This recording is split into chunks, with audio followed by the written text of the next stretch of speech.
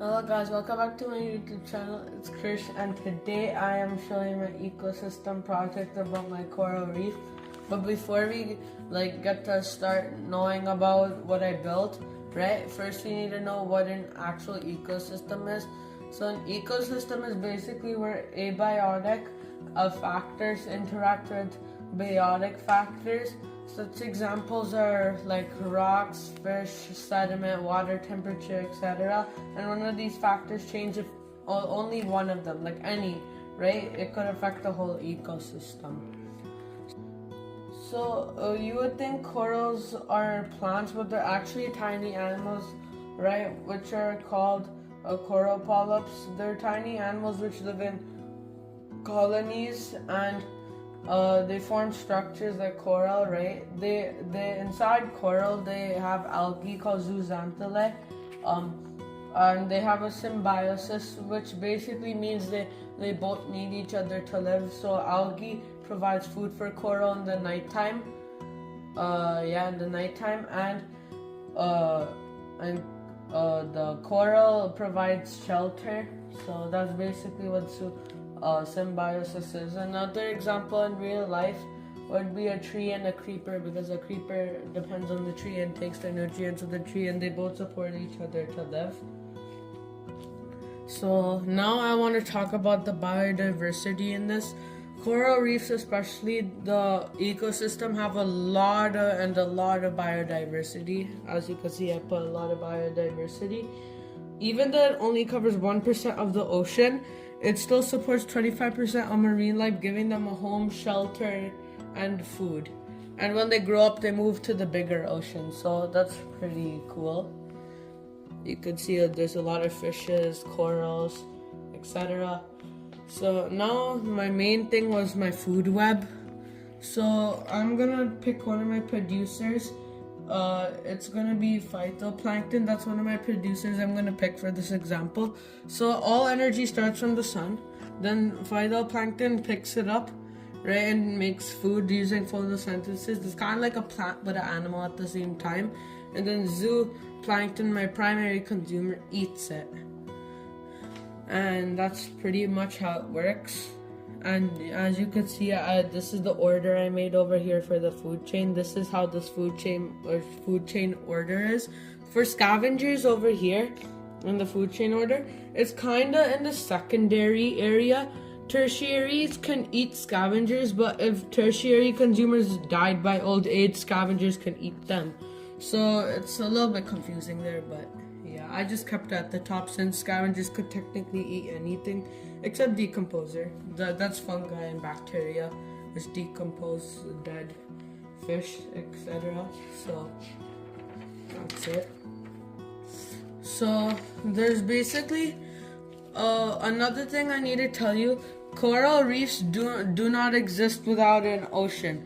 It's basically like coral reefs don't exist alone. They're connected to the ocean. They're basically in an ocean.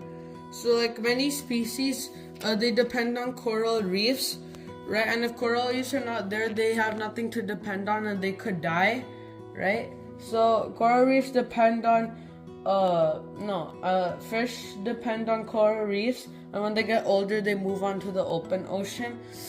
So now I also added some human impact. You could see over here some fisheries and boats, right? So basically, my first one is plastic pollution. You could see I added a beach, the yellow color, right? Plastic pollution, right? So people literally just throw plastic into the ocean or litter on the beach, right? And we all know plastic is hard to decompose in the first place. So fish could mistaken it as food, right? And could die and suffocate. My next is overfishing. What I drew over here is a fishery and 2 boats. They use this fishing rod I made over here. Let me just keep that back, right? But this is fishing like a shark. There's 2 more in there. But yeah, they're basically fishing up. They use mechanical fishing rods like those bigger boats, but smaller boats they just use a regular fishing rod. But bigger boats they use like a full entire net and a mechanical fishing rod like that. And when people overfish, it removes key species from the environment, and predators lose food, right? And it can affect the ecosystem balance. So now the final thing I want to talk about is coral bleaching, right? And that's because of climate change. Even if there's only just a 1 degree Celsius change, it could affect the entire ecosystem and cause the coral to start losing its color and turn white. You can see it's kind of turning white over here. This one is like completely white.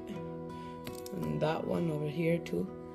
But that's basically what happens. The algae dies, right? The coral loses its color, then the coral dies, and the coral basically just dies. Everything dies. So it like affects the entire coral reef. And the water becomes more acidic because of this. That's why. So to revise the effects that it causes, when coral reefs are damaged, fish populations go down. Loss of fish affects predators.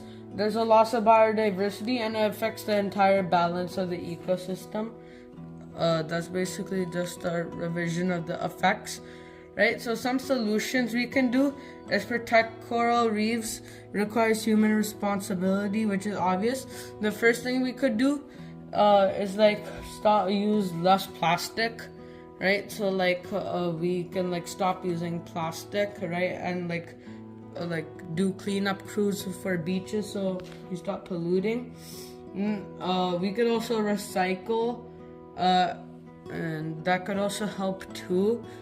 We can also do sustainable fishing, right? Which means like don't overfish, right? And in breeding seasons, like when fish can regrow their population, then the other months, then you can start fishing so the fish don't die out. Marine protected areas, so that you just can't fish there at all, so the coral reefs can heal from the damage. And coral restoration projects is when like you could like scientists could take damaged coral, heal them in labs, and regrow more coral and plant them so they don't die off, right? Which could save more coral reefs. That's also another thing.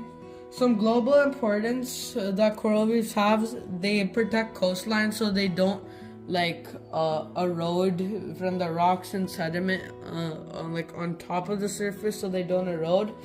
They also support tourism, making billions of dollars, and also it also helps in food security, like people who live on coastlines. It helps in food security over there, like so people can eat, so people on the coastlines depend.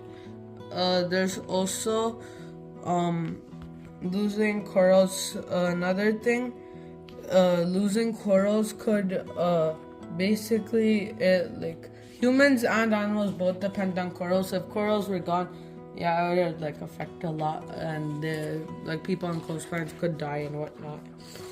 So that's pretty much what I have for my project.